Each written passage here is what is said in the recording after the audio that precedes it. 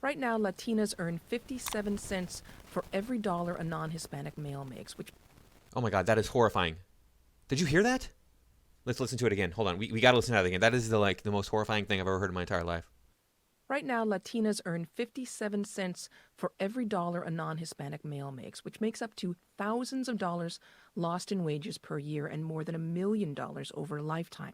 Wow. Did you hear that? Latina women make less than white men. I wonder if they're talking about America. This could be, they don't specify. It could be the fact they're comparing white European men in Europe, that is, in Western Europe, like France, Germany, England, to the poorest countries in Central America.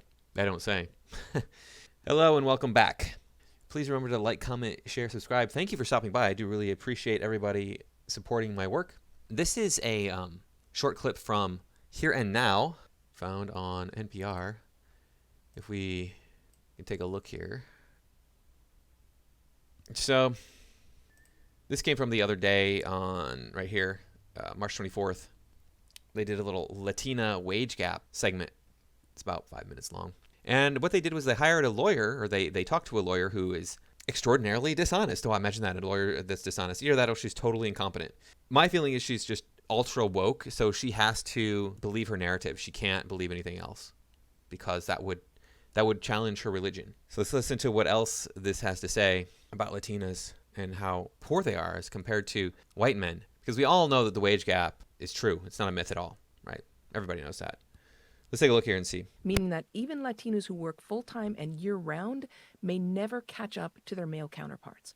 That analysis is in a new report this month from the National Women's Law Center, and we're joined now by Jasmine Tucker, Director of Research at the center, and she authored the report. Welcome to the show, Jasmine. Thank you for having me. All right, so we got Jasmine Tucker here, and she's part of the National Women's Law Center. Let's take a look at that. National Women's Law Center. Hey, here it is. What do you know? Wow, that was easy to find. This is not Jasmine Tucker. This is Ketanji Brown Jackson. We all know what she's all about. She's not a biologist. Anyway, what do we got here? We got, you can get involved. Hey, this is like pretty cool. Time's up. Oh, there, time's up. Legal Network for Gender Equality. Why don't we go ahead and look over here at, there's equal pay and wage, because I don't see anything about this report that was authored this month. Equal pay and wage gap. Hey, look, there's equal pay laws. What? You're kidding me. You're kidding. There's actually already equal pay laws? Then why is it that Hispanic women make less than white men? That sounds ridiculous to me. The Equal Pay Act has been a law for more than 50 years, but it needs to be updated and strengthened. Policy changes can help achieve equal pay. It has been updated. It's been updated, I believe, more than once, although it hasn't been updated recently, but that doesn't matter because I think we covered all of our bases when we updated it before. Let's look down here and see if we can find that report. Wait a second. The wage gap. The who, how, why, and what to do. Mississippi's equal pay bills won't close its wage gap. National Women's Law Center applauds President Biden's executive order curbing the use of salary history in pay setting. Oh, great. Just what we need. Okay, so these are just articles. They are telling stories.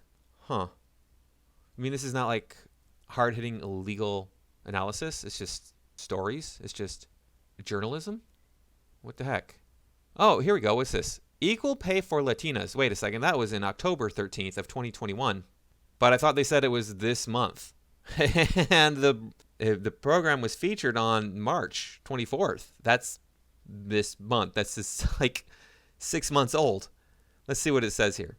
Latinas are typically paid just 57 cents for every dollar paid to white non-Hispanic men. This gap in pay, which typically amounts to a loss of $2,409 every month, $28,911 every year, and $1,156,440 over a 40-year career, means that Latinas must work over 21 months to make as much as white non-Hispanic white men. Ooh, those are the really white ones, the white non-Hispanic white ones. Yeah, those are the ones that are just like super white, the white non-Hispanic white. Even before the COVID-19 pandemic in 2019, 15.2% of adult Latinas lived in poverty. That rate worsened to 16.8% in 2020. Poverty rates for Latinx children also worsened from 20.9% in 2019 to 23.1% in 2020. Lost earnings due to the gender wage gap are exacerbating the effects of COVID-19 for Latinas and for the families who depend on their income. These lost earnings not only leave Latinas without a financial cushion to weather the current crisis, but also make it harder for them to build wealth, contributing to the racial wealth gap and barriers to Latinx families' economic prosperity. Okay, this is all potentially true, but what they're leaving out here is the fact that, hey, there are white people who live in poverty. I don't know what the rate is. I don't really care. It doesn't really matter. But I'm betting that that rate of poverty went up for white people as well as it went up for Hispanic people. They're not pointing that out. They're just talking about how, oh, look, this one group is super impacted by this. It doesn't affect anybody else. It doesn't affect anybody else. It's only this one group. And if this is such a big deal to you, why are you in this country? If it is so racist here, why would you stay? Why would you stay in a country that is racist against you when you can easily go to a country that is not racist against you? It's easy to walk over the border to Mexico. Very, very easy. And I know there's more racism in Latin America than there is in, the United States. Okay, let's see what else this article has to say. Oh, that's it? That's the whole article? Well, okay, what's this over here? Oh, there's a link here. Let's see what this does. 57 cents on the dollar isn't enough for Latinas. Okay, let's take a look. You can tell this was a well-researched article. None of this here is given any kind of sources. This link over here goes to nothing. So yeah, typical. This is why women make less money, because they can't handle their shit. Don't know what to tell you. You're incompetent. It's not my fault. Don't be incompetent. You won't have these problems. So let's go back to the news report from NPR. So I feel like it's almost too often repeated that women make less than men in general. That's said so often, maybe we've stopped hearing it. But for Latinas, that difference is more than twice as severe. And according to your report, Latinas working full-time year-round face typical lifetime wage losses of over $1.1 million. Can you walk us through the math? Okay, do you have a link to that report that shows that these Hispanic women make so little money? Because last time I checked, it's highly, highly, highly illegal to pay people less based on their gender, based on their race. And that's double jeopardy. Yeah, so when we're talking about wage gaps, we're looking at median annual wages. And this is important because it's not an average. Averages can sort of be subject to the extremes. So we're looking. Yeah, averages can be subject to the extremes. But I'm betting that they use the average wage for white men when they were comparing it to the median wage of Hispanic women. I would bet everything I own that that's what they did. Because that, supports their narrative. They're going to do whatever they can to support these lies, this misinformation, this obfuscation. Looking at the 50th percentile of those earnings. And what we see sort of across the board is that there's a wage gap in 94% of occupations. So virtually every single occupation, women are experiencing a wage gap. And in all of those occupations, we consistently see over and over in a high paid job, in a low paid job, in sort of a middle of the road paid job, that Latinas are paid sort of consistently less than women overall and less than a lot of other women of color. It means that these Latinas, they don't have the opportunity to invest in themselves, like to go back to school, to invest in their families, to buy a home. And it means it sort of widens the wealth gap between Latina families and white families, black families. Latina. They have to say it with a Hispanic accent. Because if they say it Latina with an American accent, well, then they're not honoring the degradation of the United States. We got to make sure that we tear down the United States as much as possible. So we're going to pronounce these words with a foreign accent. There's been a lot of talk in the news lately about, that place over in Europe called the Ukraine. And I don't hear too many newscasters trying to pronounce any of the Ukrainian words or names in a Ukrainian accent. However, whenever it's a Hispanic thing, we gotta pronounce that in a Hispanic accent. Gotta make sure we do that. It's evil America taking away our Hispanic heritage. These people. In white families, like we're seeing it sort of perpetuate that racial wealth gap. Oh no, perpetuating the racial wealth gap. You don't have to come here. If it's so bad here, why did you come? Seriously. Maybe it's that you're lying, Jasmine, and it's not bad here. Maybe it's wonderful here, especially compared to where you come from. We spoke with Maria Serratos, who's an engineer. Maria Serratos. It's Maria Serratos. Sorry you can't say that because you don't speak English, but that's what it is. These people are professional speakers. This is what they do all day long, and they cannot say a word that is Spanish. Well, they can. You catch them slipping up in here a lot. But why do you think that you need to cater to the invading force? Oh, that's right, because you want to see the United States destroyed. This makes me really sick is because we are letting, as a country, we're letting a lesser people come in and take this country. And I don't mean lesser as in they're genetically inferior to us. No, I mean just they are lesser technologically. They are lesser in their determination to have a military or defend. So we have this lesser military force. They are lesser technologically speaking as well. And then they're coming in. So we're just saying, oh, we're just going to show you our bellies. Go ahead. Here's our bellies. Go stab them straight there and take the country. It's fine. Student at the University of Mississippi.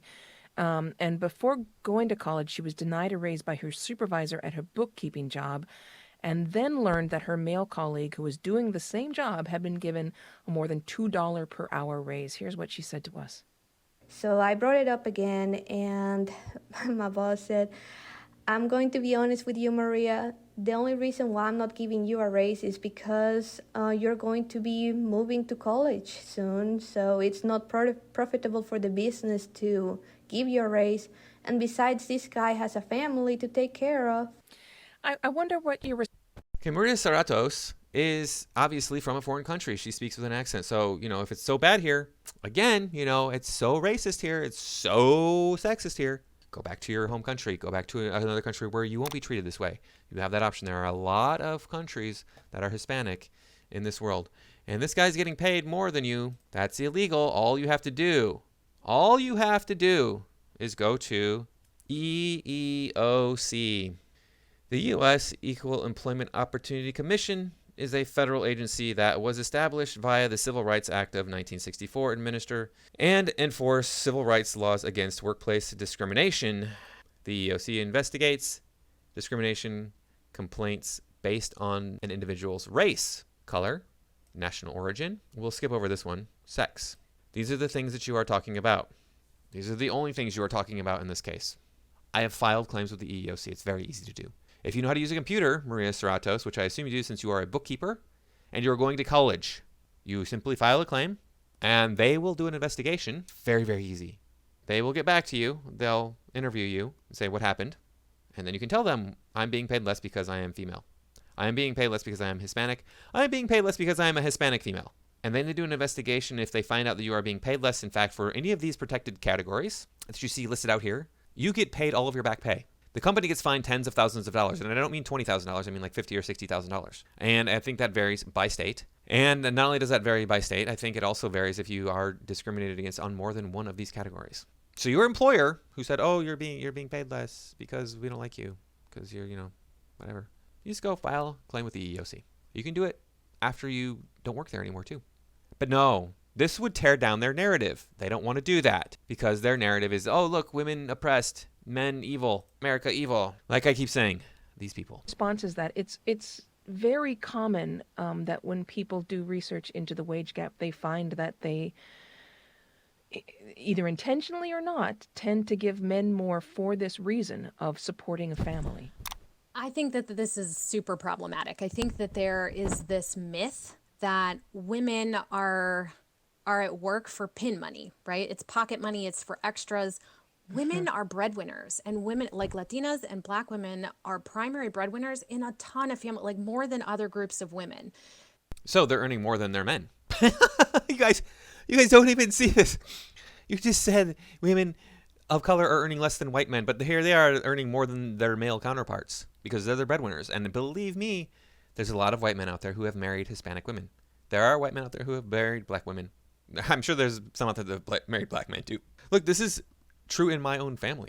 Both of my brothers, they married women who are the breadwinners that make more money than they do. My sister makes more money than all three of her brothers combined. So yeah, I know those are anecdotal, like my own perspective, seeing through my eyes of what the world is like, but this is true. And you just said it's true, Jasmine. You said it's true that there are women out there who are the breadwinners in their families. So how does that fit your narrative? It doesn't. It doesn't fit your narrative because you have to have a religion. The wage gap is sort of a self-fulfilling thing. Sure. Because if somebody has to take time out of the labor force, and so many people did during the pandemic, if somebody has to take time out of the labor force, who's it going to be? It's going to be the person with the lower wages. And if we're talking about a man and a woman, heading the household, she's going to be making less. So it's in that family's financial interest for him to stay in the labor force and for her to leave for a period of time to take care of whatever it is that they need to take care of. And so that means when she comes back to the labor force, right, she's facing another thing, right? Like she's already been out of the labor force for, a certain period of time. They think that her skills aren't fresh. So they think that that is justification for paying her less, or right. They know that Maria is going back to school. And so they think that's justification to pay her less for the work that she's still doing for them. Well, men's wages went down when women entered the labor force. It made wages go down for everybody. So women would work for less and men subsequently had to start working for less. So we developed a system where we are a 2-income country. All these families are multi-income families. They have to be. Maybe if women stopped whining and complaining and went back to being mothers and wives, these problems would go away. Now, should women be paid the same for the same amount of work? Certainly, sure, why not? But the fact of the matter is doing so, allowing women to have this freedom away from their men so that they don't need a man to earn a living, has severely damaged and is leading to the complete destruction of the family system in America. And the foundation of every civilization throughout history has been the family. Right? Like, what is there is no good justification for her employer saying that. She's doing the work and she is, right? Like, I'm getting a little worked up. Let me interrupt you here because you're also obviously really passionate about this. Understandably so. And so I wonder. Understandably so, yeah. Maria Serratos should either go back to her home country or find a man that can take care of her and hitch her wagon to his. Very simple solutions to these problems, but oh my gosh, no, we have to have independent women who don't need no man because we want women to go out and do their own thing and forget about the family, forget about their husbands. You see a rise in crime, you see a rise in disrespect in general in the country because people are out to get their own now instead of going out to get family and community. What drives the passion? I assume part of it is a feeling of injustice. That's the assumption I'm making. But there has to be some part of you who believes this is really bad for our broader society. Is that accurate? It is. We want our girls to see that there's no glass ceiling that they can't break. And as a Latina myself, this is really distressing for me and for my whole family, and thinking about the women in my family who've gone through, race, they've faced racism and sexism in very. Again, that's illegal. It's been illegal for almost 60 years, since 1964. That'll be 60 years in 2 years from now. And you have the option of going back to a country that doesn't discriminate against you then. If this country is so discriminatory, go live in your country of your ancestry. Workplaces that they've been in. There's no reason that in 2022, we are still facing these huge structural barriers that devalue women's work, See, this is your belief. It's not, there's no factual evidence of this happening. And we all know this. If you're listening to this video, you know that, hey, women get paid based on the work that they do, the type of work that they do. They don't get paid less at each individual job than the men at those jobs, unless there's a good reason, such as the man has more education, the man has more experience, the man that puts in more hours. They got to have their narrative, though. Undervalue them, that underpay them. We're talking about thousands of dollars every year. Millions of dollars over a lifetime that Latinas are losing. And that means that they're not investing in their families. They're not investing in their communities. If we really are, about improving GDP and like putting money back into the economy, then we need to put money in women's pockets. That's what we need to be doing. No, you need to be putting money into families. And you need to have strong families with 2 parents. That's where the money needs to be going. It's not about an individual having the money. It's about that individual and what they spend their money on. If you have a bunch of single women around with no children and they're just spending money on themselves, they're going to have a lot of extra income that they don't need to spend on crap that they don't need. We can focus on what's really important in the world instead of focusing on this frivolous garbage that women think that they need all of the time. Fidget spinners. Are you kidding me? Look, hey, entrepreneurial spirit, you did it. You did a good job. You made something. You marketed it well, and people liked it and bought it. But really? That's what we as a species are worried about these days? That's, of course, a few years old now, but it was all the rage there for like a year. Why? Don't you think we should be focused on bigger things? Don't you think we should try to build ourselves up as a species, as a country, instead of focusing on these frivolous little nothing things? Who talks about the fidget spinner now? Nobody. Here's another thing that nobody talks about anymore. The space race. Well, space exploration. Why not? That's an important thing that can actually advance humanity. We're not worried about that. We got to advance the welfare state. That's more important. kidding me? You don't want women to make more money anyway because you want them to get welfare. You think that they should just be paid for being women. Anyway, thank you for stopping by. I do appreciate you stopping by and supporting my work. Please remember to like, comment, share, subscribe. It only takes a second to do those things. And I will see you in the next video.